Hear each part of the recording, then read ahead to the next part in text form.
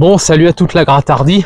Aujourd'hui, je devais faire une vidéo à propos des langues. Vous comprendrez qu'avec l'actualité, la vidéo, je vais pas la faire pour ce week-end, mais je vais parler justement de Trump. Alors, si vous êtes dans une grotte ou si vous n'avez pas forcément suivi les actus tôt ce matin, Trump a été la cible d'un attentat.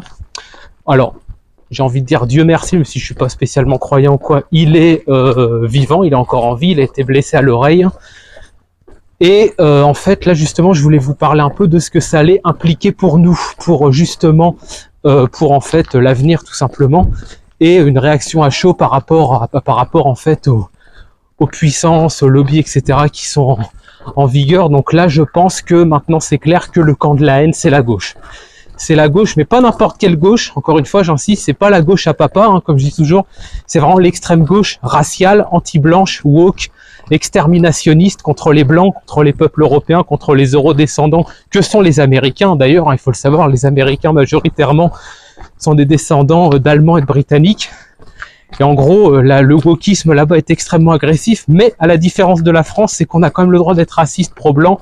C'est pas forcément mal vu. Bon, vous n'avez pas de subvention effectivement, mais c'est pas forcément mal vu. Donc, Trump, concrètement, je pense qu'il va gagner en 2024, là en novembre. À mon avis, il a toutes ses chances parce que là, c'est clair et net que la gauche, l'extrême gauche, a prouvé qu'elle était prête à tout.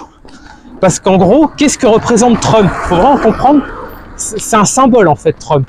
Trump, c'est le symbole de ce qu'ils appellent le fucking white male, qui en plus de ça, bon, n'aime pas forcément...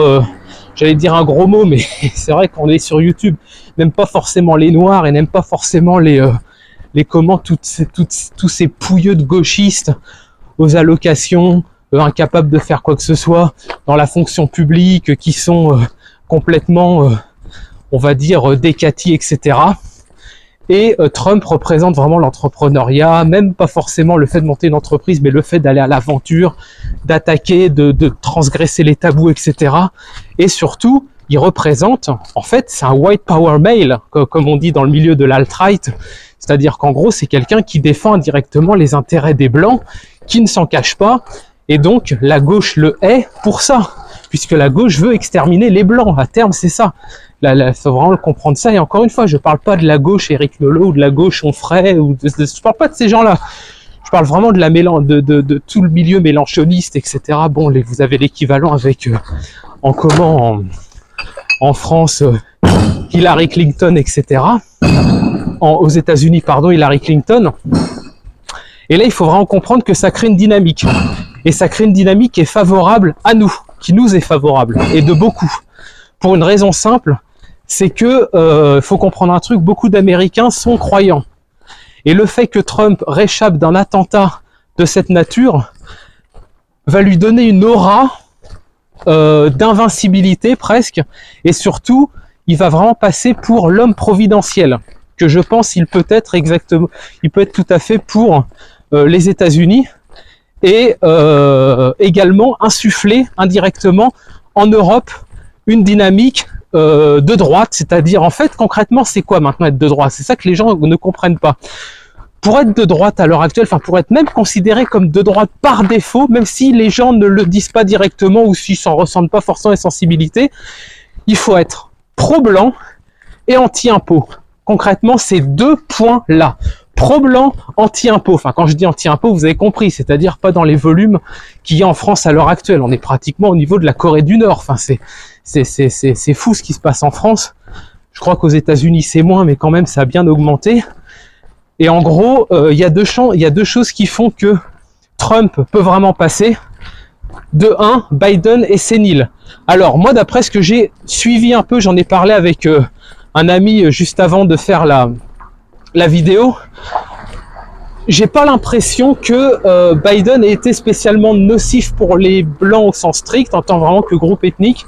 J'ai pas l'impression qu'il ait vraiment pris des mesures qui nous soient défavorables. Fondamentalement, j'ai plus l'impression qu'on était sur un gros statu quo un peu mollasson, on va dire les choses, quoi. Mais j'ai pas eu l'impression qu'il y ait beaucoup d'attaques contre nous, fondamentalement. Mais il est sénile, voilà, il dit n'importe quoi en interview, il finit pas ses phrases, Trump le fait remarquer, etc. Donc ça, c'est plutôt favorable, globalement. Ça, c'est plutôt favorable. Et le fait que, donc, Trump réchappe de cette façon d'un attentat. Il va falloir maintenant ne plus se mettre de censure verbalement. Là, on est sur YouTube. Donc, voilà, je peux pas utiliser d'autres mots que noir, maghrébin, etc. Vous imaginez bien que dans le privé, c'est pas le même vocabulaire que j'emploie. Voilà. Donc, moi, je vous encourage, quand vous êtes en privé, quand vous êtes même dans la rue, parce que la rue, faut vraiment comprendre quelque chose. La rue, vous avez beau être sur l'espace public, si vous avez une discussion avec quelqu'un, ça reste de l'ordre du privé. Faut vraiment comprendre ça, quoi. Voilà. Et encore une fois, je dis, ne croyez pas qu'en France, il y a plein de petits capots de merde qui justement écoutent avec leur téléphone ou quoi. Les gens font leur vie, hein, fondamentalement. Bon, employez les termes, dites les termes, dites les termes, dites les termes, dites les termes. Il faut vraiment, les gauchistes là, je parle bien des gauchistes, c'est-à-dire en gros des militants anti-blancs, revendiqués ou non. Voilà, que ça soit les Boutelja, que ça soit les mélanchonistes, que ça soit l'espèce de gros quart de tonne espagnol de Garrido, etc. Voilà, je parle vraiment de ce camp-là, précisément. Eux, va falloir les malmener, quoi. Il faut les malmener, il faut qu'ils comprennent que ce sont des ringards qui sont dans la loose. D'ailleurs, ils le sont, hein, factuellement, je veux dire, en termes de suffrage absolu, ils ont fait moins que le RN, etc. Mais bon, c'est ce que je disais aussi avec un ami, c'est quand même un scandale que le RN n'ait pas fait davantage après tout ce qui s'est passé. C'est-à-dire qu'entre entre 2017 et là, on n'a pas augmenté. Enfin, concrètement, voilà, le plafond de 10 millions, il est indépassable, j'ai l'impression. Bref, c'est une bonne dynamique. Gloire à Trump, très clairement, gloire à Trump. White Power, là, il faut le dire, faut pas hésiter. Et à la prochaine. Et partagez ça, les amis, partagez ça.